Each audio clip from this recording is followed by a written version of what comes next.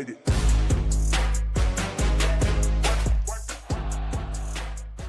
There's the music as we welcome you to another edition of the Triple Option presented by our great partner, Wendy's.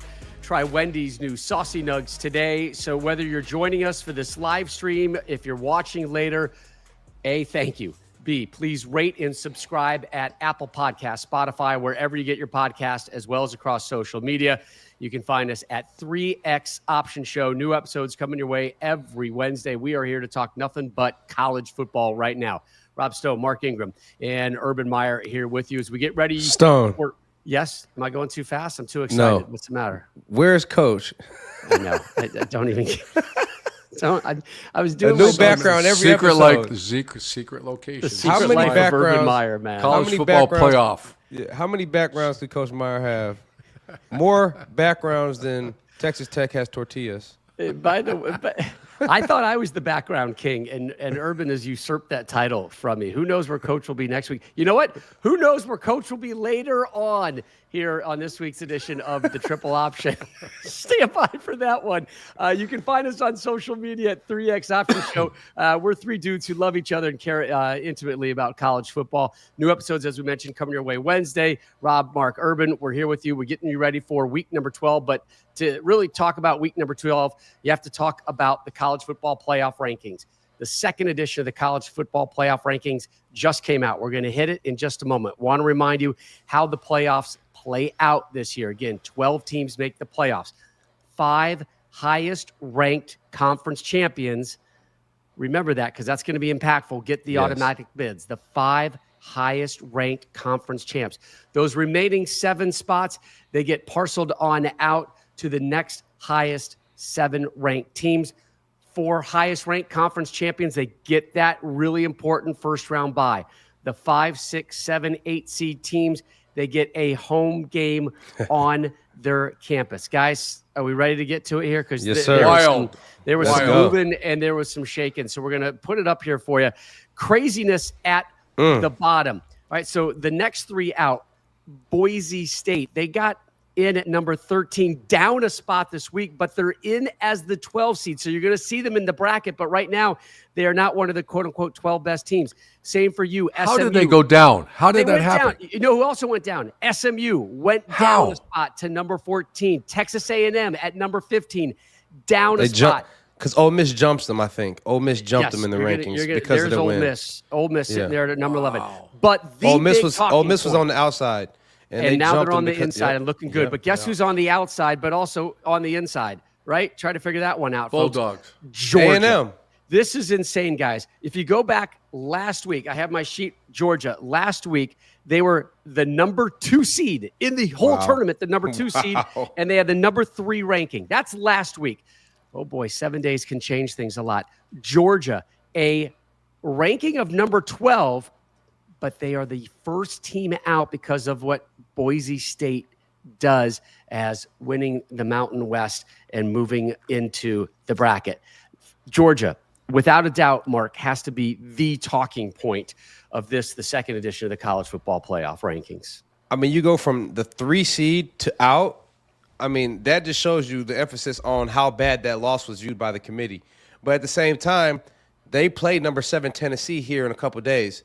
So they're on the outside looking in, but they can easily be right back on the inside with a win against the number 7 ranked team by the committee. So we'll see. This SEC thing is chaotic right now. A&M is on the outside. They control their own destiny. They could be playing in the SEC championship game. They have Texas at home the last game of the season. So this SEC thing is going to come down to the wire, man. It's a crazy conference, man. I played in it. Coach coached in it. We know how tough that conference is. Yeah, in 2015, we got bounced. We started the preseason number 1 the year after winning it, and we lost late against Michigan State, and we got the same. We dropped way out of that thing. And so you're right. It's when you lose, who you lose to, and how you lose. And who did think you would have lost 10 spots? I mean, they're out. Georgia's out. If the world ends today, Georgia's out of the playoffs. Right. Amazing. And Ole Miss, the big benefactor, 8-2. They jumped up 5 spots, and they're sitting there with the 11 ranking right? And Ole Miss with the 11 seeds. So right now it would be Ole Miss at Penn State. Another big talking point, the Big Ten. Are you kidding Four me? of the top Four or five. five. The top 5. Penn State, they moved up 2 spots. Their best win all season, guys, Illinois. But there's Penn State sitting there at number 4. They went Above up 2. Indiana. But give the crew and the committee some credit for Indiana. They bumped Indiana up 3 spots this week. Wow. The narrow win at home over Michigan. They're idle this week, and then the big test at the Horseshoe live on Fox. Not this Saturday, but next Saturday. So Indiana moves up 3 spots, Coach, to number 5. Does that feel right? Does that feel fair for the Hoosiers? 1 second before Coach goes. I don't want to give committee credit for moving them up because Miami lost, Georgia lost. I know, so they get but the bump. I say it's still. I think it's still a brave move to have an Indiana team up there that hasn't done much through their history and doesn't have that brand star power to sit there at 5. But I think that win over Michigan, over those winged helmets, and the brand that is Michigan, and we know Michigan is down this year, but I feel like the committee and others, including us, needed to see them beat a real program. Like they beat the defending national champs. I think that makes people breathe a little bit easier that, yes, Indiana clearly does belong up there at number 5. Yeah, Indiana, if the committee is watching film, and I would always challenge that, say, I'm going to get that for next week, who is actually on the committee. I mean, you used to have commissioners from smaller conferences, you used to have, people on there that, all due respect, are really good people. I didn't say that, but when they watch videotape, Mark, or they watch film, they're going to be like, I have no idea what I'm watching. Right. And Indiana, you watch them, which I have all year. I've been saying that for the last 6-7 weeks. They're one of the best coach teams, certainly the Big Ten, and I'll say the country. So that is certainly deserving of it. Absolutely. But once again, are they watching film? Are they, when you said they beat the Wolverines, I got news. The Wolverine version, 2024, that's not a good win. I actually thought Indiana should have played much better. Wolverines just are a shell of themselves than they were a year ago. So right. I know I wish we'd get away from the blue blood and all that. That's, to me, it's hard though, Coach. It's hard because that is what college football is. I know, but push play. If you're on a committee, and I know we did. If you push play, you respect Indiana, though. Absolutely. If you push play, you respect Indiana. They're a very well coached team. They haven't played anybody yet, but they will play somebody in 2 weeks. So they will have their shot to prove their worth. Coach, this week you pushed play on SMU, sitting there at number 14, down 1 spot. What did the Mustangs show you? Yeah, I did, because I coached at Utah, and I've also coached at a couple of Blue Bloods, and it would piss me off to no end when someone would criticize us like they did in 2004. That you guys aren't in the BCS, you're not the BCS. And I came out on national TV. I said, the hell with the BCS. We'll beat most of those. Let's go play them all. I was a young guy and popped off a little bit back then, Mark.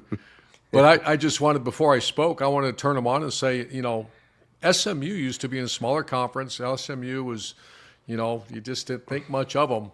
But you want to know what? They really invested. They must have, I've heard, they invested in their players. They got some really good players. And you push play, damn. I mean, they invested, damn, they're good. They've got they some are a really deep pockets. Good team.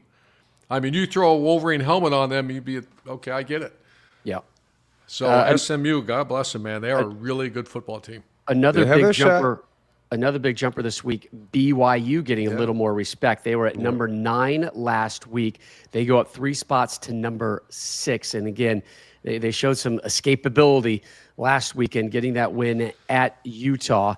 And they're on top of the Big 12, and they're undefeated and sitting there at number 6. Again, though, the big talking point is Georgia. If we could call up the Georgia schedule right now, guys, and this triggers the big part of the conversation. We were saying, like, are we going to get a 3-loss team into the playoffs? I don't know. Georgia's got to beat Tennessee right now. The way that the committee set up the Bulldogs, currently dropping them down all the way to number 12 and outside of the bracket, this is an absolute must-win game for them this weekend versus Tennessee. 100%. But, I mean, look at this schedule. This is just brutal. It's a brutal schedule. You pop off the year with Clemson. They beat Clemson and had everyone thinking Clemson was done for. And Clemson crawls back. They fight back. They're right in the teens in this playoff picture. Then Yeah, you that go was to Alabama, when you Clemson lose. was 14. That's when the win was, and when Texas was 1, that was when the victory was. Right. Then you got at Alabama with a close loss. Then you have, there you go, number 1 Texas with a big win. Then you have Florida, which they're a little bit down, but then Ole Miss. Now you got Tennessee. Like, this is a brutal schedule, man. It's just back to back to back to back. And Mark, who beat Miami on Saturday? Georgia Tech. Georgia Tech, yeah, down there at the Bulldogs bottom. close up with, right, with that, So that the rivalry game.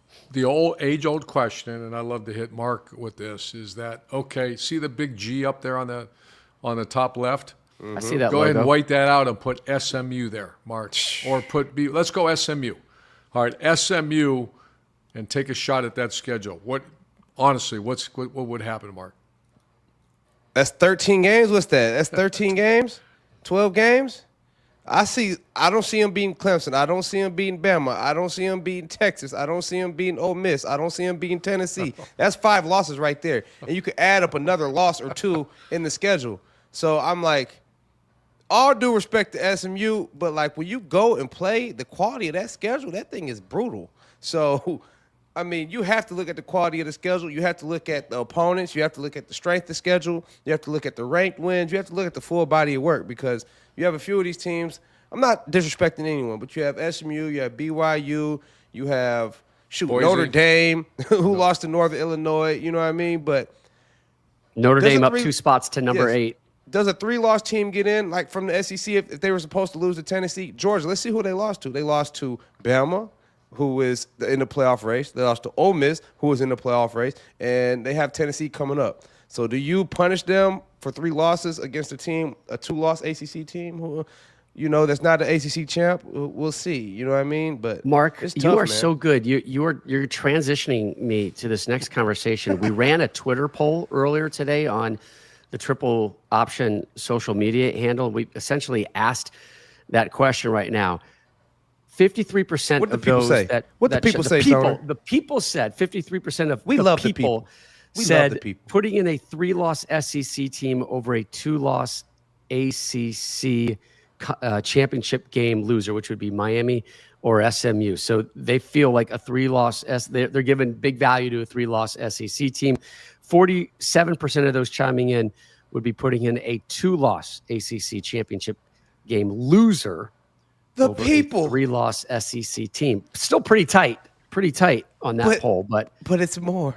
Did the people speak on the BYU SMU conflict? What would No, it they want didn't. to- well, no, an athletic I have director respect for chimed in on that BYU. one. We'll talk I about love that Cosmo. one later. I have respect for SMU. My boy Cole Leinert, that's your future at the QB. I have respect for him. But it is a truly honest discussion. If you put those schedules for those teams, how would it fare? So I'm not hating on nobody. So I here's love- the I other love the thing. game. I want to throw this out at you because I have talked to people on the committee that have left the committee because I was asked. And when you watch tape, which I was a maniac about that, you got to watch the tape, Okay, watch the tape. You watch the first half against Texas or the second half, I'm talking about Georgia. First half against Texas, second half against Bama. You're saying that might be the best team in the football. Yep. You watched that mess last week, Yeah. and you say SMU's a better team. Yeah. Because I watched them both, and Carson Beck, something's wrong. There's something wrong right Coach, now. So Coach, to that point, it's Alabama as well. Like I want to trust Alabama, and then I can't trust them, and then I want to trust them, and then I don't know. They're down 1 spot to number 10, sitting there at 7-2. Mark, it is crazy. Let me throw out this spicy nug for you. This is a good one. 3 weeks are left in the college football regular season. All 18 conference championship game spots still open. Wow. Nobody has Spicy booked a nug. ticket yet. That's your I love saucy. it. That's your saucy and This is spicy awesome. nug of the week. Try some at your nearest Wendy's. We love those saucy nugs coming your way. That's a good one, man. Things are wide open. So much to play for. And The you Big guys, 12, the SEC, the Big 10, the ACC, every conference championship is open, and we love it because that means players are playing hard right now. That means players are bought in. Coach, what'd you say? There's 20 programs that wake up tomorrow morning knowing they have a shot to accomplish the ultimate goal, which is to raise that gold championship trophy, right? And this is why we love college football. Look at this. This is going to be like amazing. Can you imagine There's going the to see bracket. the Crimson Tide to Bloomington in the cold? Right? I love it. Ole Miss I going to love Penn that. State. Notre Dame going to Tennessee. Ashton Genty going against the Fighting Urban Myers, the Buckeyes. That game Come up top, on, man. that game up top, Boise State, Ohio State. So that was the same game that was predicted last week, and it holds its spot. That's the only game. You know, Tennessee remains there as an 8 seed. Last week they were hosting Indiana. This week they're hosting Notre Dame. Penn State, 6 seed now, home game against Ole Miss. Indiana, home game against Alabama. How about of the 4 first-round games, 3 of them will be on home Big Ten sites That's as of wild. now. As of now. As we of know now. Indiana has to play Ohio State. We know Georgia has to go to Tennessee. We know what else is going on. You took my bracket down. Yeah. Like that bracket. Miami still has to do they say against SMU. You know what I mean? Hey, Miami, So- watch out. Be careful, Miami, right? Can't They've been Ward, playing with fire. all season long. All They've been season playing with long. fire. You play with Highest fire, you ranked- might get burnt. Yeah, down 5 spots. They're 9-1. They're down now to number 9, highest ranked ACC team. But there they are, though, getting a bye and off to the quarterfinals. But the Buckeyes Now, sitting there how about kinda this, knocking on Rob? their How door. about this, Rob and Mark? Stare at that pick. Go back. Go back to the bracket. Stare at this for a minute. So you got Ohio State. They'll beat Boise, or they should. Then they beat Miami. They're going to play Oregon for the 3rd time in a season. You've been on that one for a couple weeks now, Coach. I was pretty proud That's of a the first time you nightmare barked for a that out. coach and a player. A trilogy. Yeah. So you're going to have they played at Eugene. They're going to play in Indianapolis probably, and then they're going to play again in the semi. Unbelievable. They probably First time yeah. ever. Ooh. Is there a team, guys, that's not on that bracket right now, besides Georgia, that people maybe need to be thinking about a little bit more? Is it an SMU? Is it an A&M? Is it, oh, by the way, the team that checked in this week at number 17, up 3 spots, Coach Clemson? Prime and the Colorado the Buffaloes, Buffs, who yeah. control their Buffs. destiny, and they host Utah this Saturday. Big noon kickoff will be there in Boulder in early start, but Colorado at number 17, 7-2 overall, up 3 spots to number 17. Watch out for the Buffs. The Buffs control their own destiny, man. They have to take it one week at a time. Their one offensive game at a line, time. guys.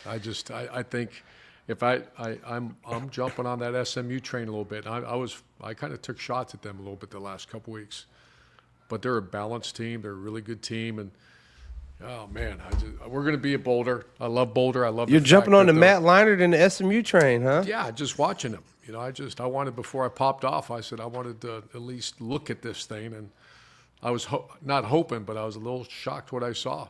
Because SMU, I just never have thought of them that way. They've been down for so long. I mean, they've always been a decent program, but they are legit. Yep. Legit. SMU, that's ACC. Colorado's in the Big 12. They got to have to see BYU. They got Utah this week. You know, Utah is tough on defense. Guess what? We're not That's it. talking blue bloods. We are not talking blue bloods right there. And as an underdog type guy, I love that. I love the fact that we're discussing Boise State and can SMU get on in there, and you know, how much longer can BYU and Indiana hold on to those spots? Can they continue to move up? But you look at these rankings, Stoner, and like, I feel that on any given Saturday, any given whatever day, one of these teams play their best, they could beat any one of these teams. Like, this is beautiful. I Like, agree. everyone wondered what this college football playoff would look like, and I think this is like the most exciting thing that could be happening for college football. I've been saying it. Like, Bitcoin is at 85,000, 86,000. If college football is a stock right now, I'm buying it, and I'm buying it in bulk. I'm loading the boat on it, Coach, because I mean, this is crazy. Yeah, it's great stuff, man. So Kirby Smart's had himself a couple days. Here you go. Nope, not yet. It's coming soon. This is me teasing things. Coming up on the triple option, Kirby Smart with a soundbite that caught our attention. We say hello to our new Caught your friend attention. Jake Pope out there. We're gonna have our Bet MGM Pick 6 coming your way. Also, a blind resume on the way. This is fascinating. We're going to look at 5 programs, give you some of their credentials, but not tell you who the program is. And it will be a fun watch and listen to see who Mark and Urban said is the better program. But there it is. My program is up here. Your program is on the good side, sitting there at number 10.